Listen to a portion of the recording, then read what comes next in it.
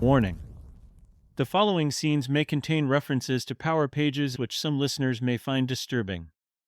Especially if you've struggled with poor training in the past. Hail, Franco Musso here. Big announcement. I'm finally releasing my online Power Pages course. Okay, we know. We've heard this. Franco, I'm sitting in front of you now. Why would I sign up for this Power Pages course? Do you want to learn all those battle-tested lessons yourself? Do you want to do everything the hard way? Or do you want your first Power Pages project to be the resounding success it can be? I'm offering the proven path, the best of my lessons learned, design patterns. I know what sucks, I know what rocks, what's helped me so much in the past, those project-based, actionable, results-driven courses. I'm not going to bullshit you. When I look at courses, I've looked at Franco's. I've gone through some of the lessons. It's awesome. Franco's a terrific teacher. He's literally giving me templates and code I can use and just put into my Power Pages sites. By the way, I'm Sean Osh. I run the Architects Accelerator. It is an 8-week training that gets people prepared to be a solutions architect. My goal for making it was simple. I want developers able to build these powerful, flexible solutions with minimal effort. We're accepting participants right now, so go ahead to untethered365.com. The link is in the show notes if you want to sign up. You can now take your fingers out of your ears and enjoy the awesome that is Sprint Zero. Hello everyone and welcome to the Sprint Zero... hang on, John, have I got beans around my mouth? No, you've got no beans around your mouth. No, okay, cool. Hello everyone and welcome to the Sprint Zero podcast with me, Mike Gowland, and my co-partner rat in crime, John Russell. Say hello, John. Hello. I still think I need to lose the rat thing. I mean, I understand why it's a rat, but I don't know, because it doesn't really make any sense anymore, does it? Well, you don't wear the outfit, so... No. No. Today we are joined by James Culley. James is a Microsoft 365 consultant for SFP. FSP, I said that right. He has also been a teacher of business studies, where he has used his skills learnt here to great effect as a consultant. Really appreciate you coming on to the show, James. How are you today? And what does FSP stand for? Thank you very much. I'm all good, thank you. Really excited to get going today. That's a really good question.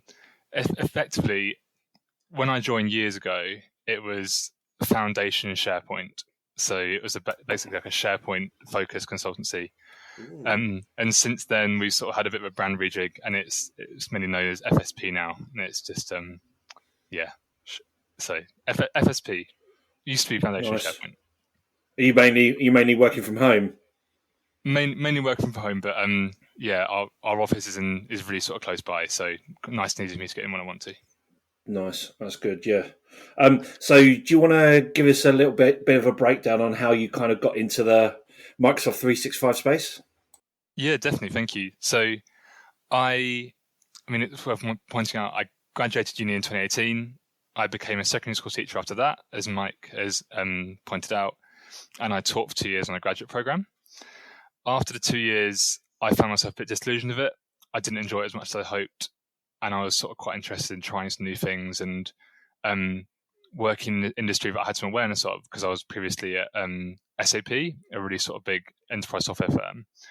So I luckily had a really good relationship with Simon Gross, our CEO, and it was about the summer of 2020 that we had a chat, and we said, well, for the next step, how about giving things a try at FSP and seeing how that goes as a career change? So I made the move to FSP summer of 2020 during COVID, and I loved it. And I've been M365 ever since. Nice. So, when you were doing the teaching, James, what was it that you I guess were expected to get out of it, and what wasn't there for you? What was it that sparked the decision that you needed a change? I've reflected on it quite a lot, and I think the main thing that I took away from it was just how hard on myself I was. I did Teach First, which was a grad scheme, and where sort of teachers go into challenging schools and sort of make a difference there. And I think I had it in my mind that I was going to go in, make a huge impact and change everyone's lives within like a few months. and it wasn't that whatsoever. It was incredibly hard. It was incredibly challenging, and I don't think I've ever really sort of gave myself a break when I had these challenges, and I sort of found myself not coping with them. So I think looking back at it, it was realizing that I was putting so much pressure on myself to deliver and to do a really good job in that environment, which wasn't really the case. And I think I just sort of had to accept that actually, I gave all I could, and that's okay, that's fine. But it was time to move on and hopefully find somewhere that I could thrive a bit more. I mean, I think teaching in this country as a rule is very difficult. There's so much bureaucracy and red tape. And my wife was an ex-teacher, primary school teacher, and yeah, it didn't really end very well for her. So yeah, I kind of hear what you're saying, James. But it's impressive that you noticed what was going on and you did something about it, which I think there's probably quite a few people that just go through the motions and think, I'm just going to stay here, and you've done well to change it up. Yeah. Yeah, thank you. So James, what are your thoughts on workshop facilitation and essential skills that are needed to run one effectively? So I guess when I first joined FSP, I sort of joined as a sort of junior consultant and then made my way up over the last sort of few years, and I've had to run workshops a number of times, either sort of run, facilitate, or just sort of take part. And I guess the main thing for me with workshop facilitation is almost reflecting back on my teacher days as well, actually just setting really clear standards at the start and getting everyone on the same sort of place mentally. I think a lot of workshops that I see, they make assumptions about how people are going to interact, and they sort of leave people to it as to how they're going to make the most out of the session. But I think, with teaching, there's so much emphasis on having the right culture, making sure you're respectful, making sure that if you have questions, you stick them in the chat, you sort of like raise your hand on Teams or something. And it sounds like silly things, but when you add them all up, actually a good workshop is where it feels like it's moving along at pace, people can ask clarification, there are no stupid questions, which is like a really big one for me. Like, people shouldn't feel afraid to ask something. And I think it's just at the start, sort of setting those clear boundaries and making people feel like they're welcome and that there's going to be clear standards about how everyone's going to get the most out of the session, rather than sort of going in, having a great idea as to how you're going to make everything wonderful, and then just rattling on and not actually caring about how people are interacting or getting the most out of it. So yeah, and being honest as well. That's the other one. Like just saying it how it is, I think, is a massive thing. Yeah, exactly. And just, I think realizing that you've got a group of people in the room who are going to be specialists, they're going to bring something to conversation, making them feel like they're there for a reason, that there's going to be something that comes out of it. And as I say, just sort of setting some ground rules, saying, this is how we're going to interact today. There are no stupid questions. You're all entitled to your opinion, but be respectful of others. And as I say, it sounds like normal sort of things you take for granted, but you can forget sometimes just how important they are. Yeah, nice.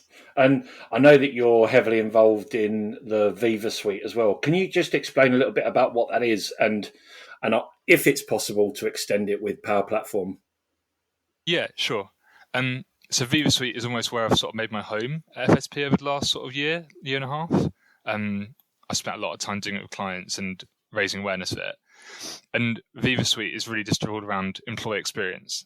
It's how Microsoft wants to address employee experience. There's a whole suite of products such as Viva Engage for sort of cross-team collaboration. You've got things like Viva Connections for extending SharePoint into Teams. And you've also got things like Viva Insights, which is telling you how you're performing and how your colleagues are performing and how your sort of direct reports are too. So altogether, that's a snapshot of the tools available. There's many more, and they're all sort of designed to address that employee experience question and to make sure people are happy at work. In regards to a question about how you might extend it to the Power Platform with a tool, you can, and there's some really exciting use cases. And I think one of the ones I find most interesting is the idea that you can create your Power Virtual Agents, you can sort of create these sort of really good chat experiences, and potentially you might put that in Viva Connections, for example. So on Teams, you want to have a portal for your employees, you want to go to one place to find out what's going on in the company.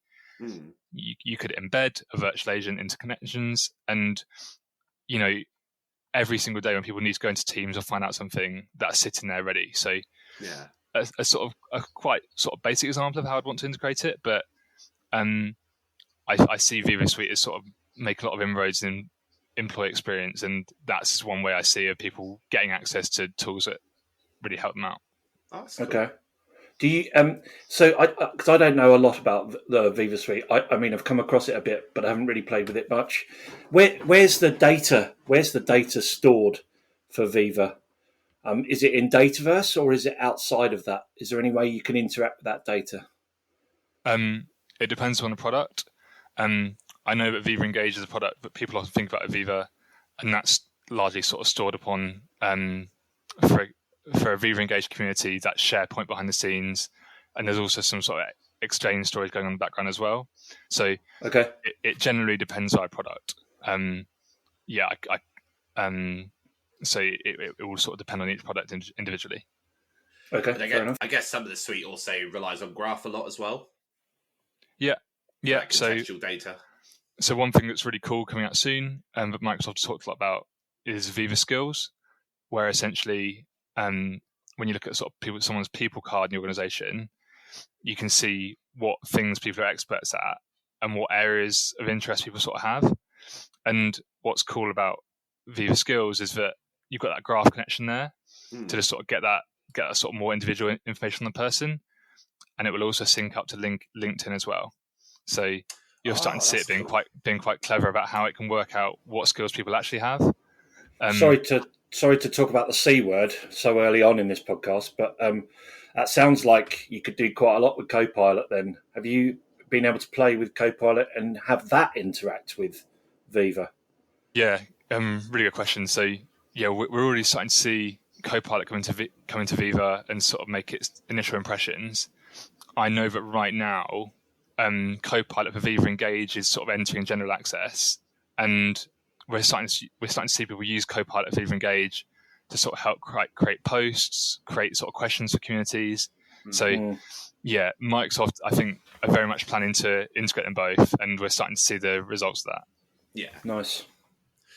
So on the subject of AI then, what could we do to make AI more approachable to the masses? It's a really good question. That is a proper humdinger. And I think you've had a number of guests probably try to answer that question in some form. I think what I would say is just being as transparent about it as possible. And that's quite a difficult one, because AI in itself, there is a transparency paradox where people want to make, and I think you might have said this, Mike, actually, I can't remember. I think you said it at the user group, where the more you make an AI visible, the more you sort of show how it's made and composed, it's easier to hack and it's easier to get into. Yeah. So it's almost a question of how transparent the organizations make it while keeping it secure. But to come back to your question, transparency is at the heart of it. What are we using AI for in our organization? Where do we want to take it next? How do we see it being a benefit to us? And if that's going to impact our employees, tell them how, and almost make them aware of, what's coming, how might you prepare for it, and just sort of making people aware of the risks and the benefits. I think not just sort of sticking it in, hoping for the best and hoping that people are going to love it, because they're not. There'll be a level of fear around that, which I understand, but you'll mitigate that with communication. And I think just communication and transparency is the biggest sort of piece of the puzzle, in my opinion. And that's going to lead to like better levels of adoption, right? Better levels of user adoption. Yeah, exactly. I think so much of AI, the conversation recently is about how AI is sort of done to people and how they're sort of left to deal with the results of an AI initiative. Have a champions community, get people talking about it, get people understanding what your big plan is. Yeah. Because as soon as you sort of like squirrel that away and hide the plans, like hide your intentions, just leaves room for guesswork, which isn't particularly great either. So no, you don't want to foster a community, whether that's your organization or a wider community, where that sort of like rumor mill can start, especially around AI, because what's the number one thing people are concerned about with AI? It's their job security, right? Yeah. So I think what you say about communication there is absolutely key in that regard. That just like automation before it, it's not there to take your job. It's there to enhance your job. It's there to enhance you and do the heavy lifting so you can you can carry on and do the things that you enjoy and the things that you get benefit from, the things that are valuable to the business. Yeah, exactly. And to be honest, I'd probably actually add one more caveat to that, in that a lot of LinkedIn content I see nowadays, I think I've become a lot better at realizing when a post is sort of AI generated, it has some sort of usual hallmarks. And I sit there thinking there is a lot of content which is sort of spat out by AI and people hope for the best and just sort of stick it on LinkedIn. Like, that's not good enough. No. And it's a sort of this proliferation of content where people just sort of like hoping for an easy shortcut. That's not going to help, and that's not going to take you anywhere. That's not going to sort of like propose a risk to your job. But what will be interesting is the people who do it properly, spend some time on it, and actually use it to add increase the value of what they're doing. Yeah. It's like augmented, isn't it, rather than replacing what you do. Yeah, and I think for people worried about sort of losing jobs, and I can completely understand that aspect of it, but we still have so many people who are just using it as a cheap shortcut, and they're not actually sort of changing their minds with that. There are fewer people who are really delving into it and making value from, like, sort of creating value from it, and I think that's where the opportunity is. So I think you're right about noticing LinkedIn posts when they're AI generated, and I can't put my finger on it exactly how you can tell the difference yet. Yeah. That's the interesting bit. I'd really like to get to the kind of I suppose it's neurology really, of how the brain interprets words and works out actually that's a pattern that is artificial rather than human creation. Yeah, I mean, that's very interesting. What do you think, Mike? Yeah, go on. I think there's some correlations between how we can spot AI content and how we can play bingo and win. Right, that's definitely a left turn. As human beings, we're very good at recognizing patterns, and playing bingo is a very good way of training that skill. And I think we're almost playing bingo every day now that we're in the world of AI and seeing all this content come down, and actually subconsciously, because it's at the top of our minds are actually questioning everything that we see and saying, I wonder if this is AI generated, and you're picking up those patterns for everything else that you've seen AI generated before. So it will become a subconscious pattern recognition at some point. Yeah, and I think that it may already be a subconscious pattern recognition now. I think the one I don't know, you could spend a lot of time talking about how you notice these things, and there's software that will do it for you right now. But I think the biggest telltale sign for me, especially content creators, is that people have a voice. People have their own style of writing, and you can spot that very easily. I write a newsletter, for example. I think my writing style is quite clear now, and if I suddenly went off to Copilot and said, write me an article about this, it will be very clear it wasn't me. So I think already people are starting to sort of figure out where it's uncanny and where it's sort of not true to yourself. So I think that's a good way of spotting it. What's your idea for a new segment? I've had an idea for a new segment. Yeah, you could look at our LinkedIn posts on the Sprint Zero page and guess whether John or Mike wrote them. Yeah, there you go. There was something I was going to ask you. Yeah, your newsletter. So, what kind of stuff are you covering in that, and how often does it go out, etc.? Yeah, so it's a bi-weekly newsletter.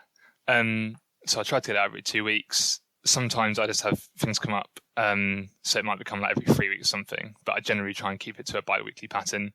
And really, it's the collaboration with Culley newsletter. So I sort of got a little personal brand going right now of collab with Culley, and it's really about collaboration. It's about IT. And it's hopefully about making things simple for people, because I think sometimes a lot of this content can just be so technically overwhelming. And I think if there's one thing I've tried to do ever since being a teacher, is think about how you make something more approachable for people. So I think one of the sort of best received newsletters I did was a few months ago, and that was actually just like a cheat sheet to IT and helping make some of the key concepts a bit more understandable. So yeah, hopefully making these things a lot simpler for people is my sort of big aspiration.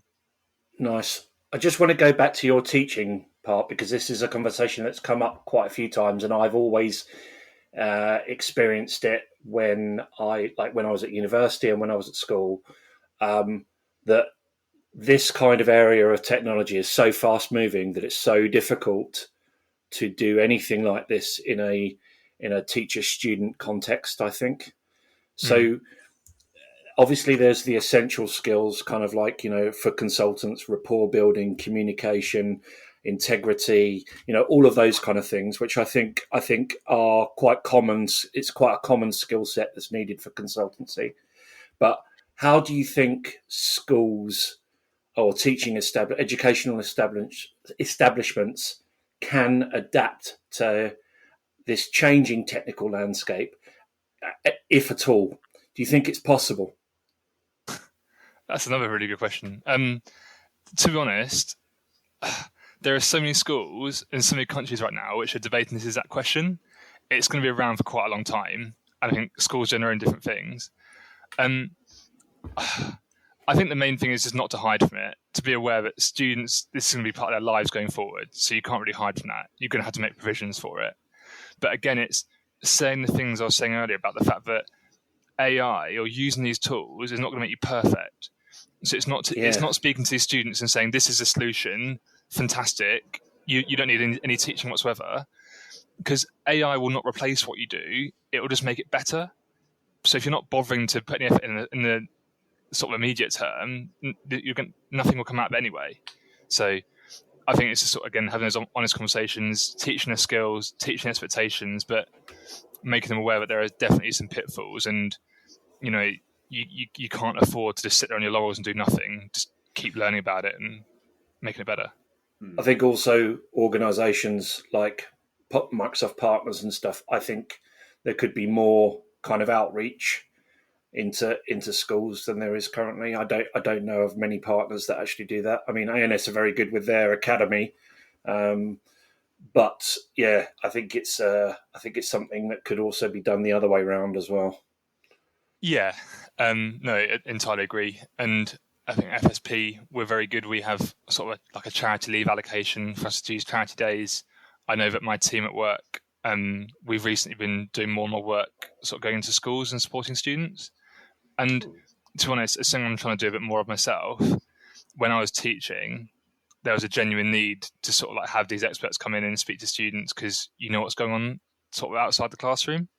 So definitely agree. That sort of engagement is fantastic and great to see more of it. Nice. So as you may be aware, we have this section called Uncomfortable Corner. Uncomfortable Corner.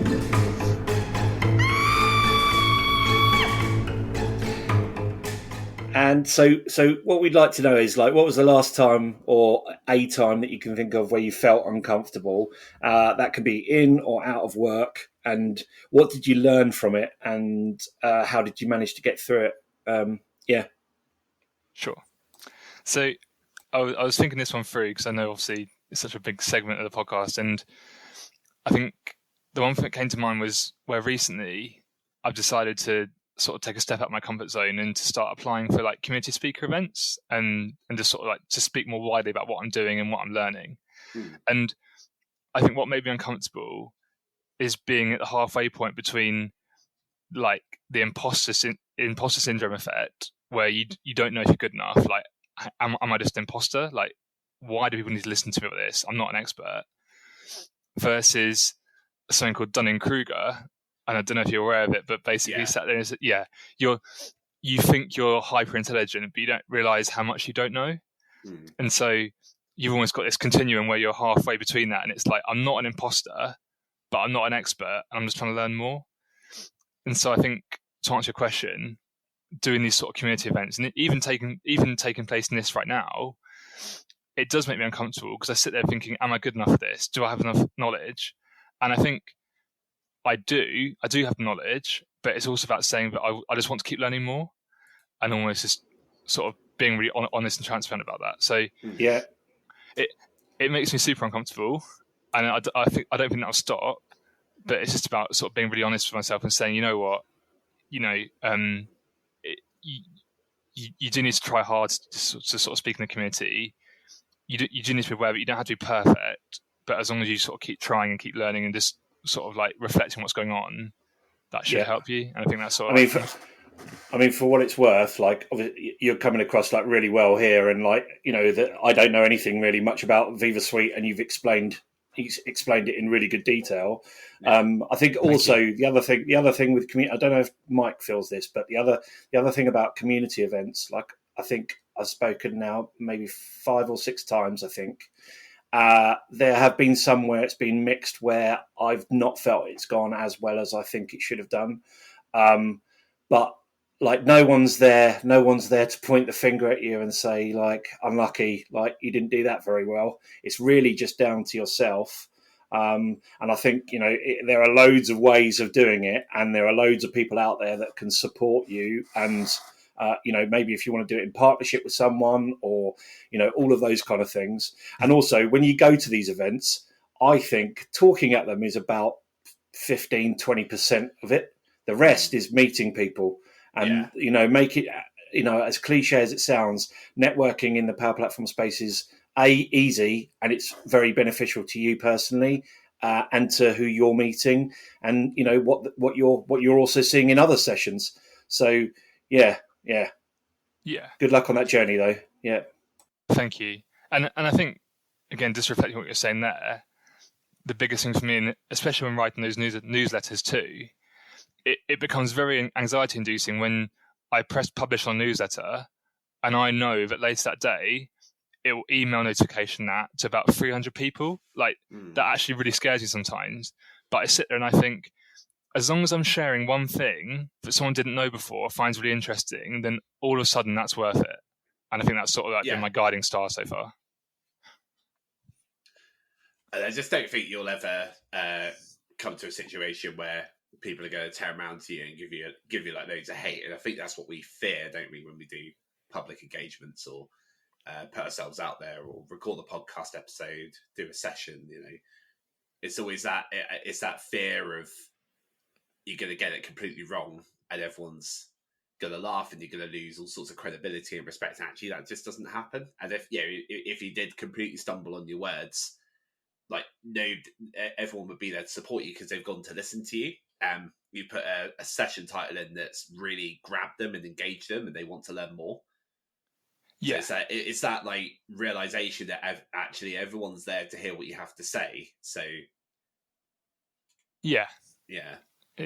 exactly. And then I've really enjoyed the sessions I've been to so far, and I think again I look at some of these really good speakers we have in the community right now, where I'm sort of learning things from quite regularly. And it does dawn on you that they were at exactly the same point as you years ago.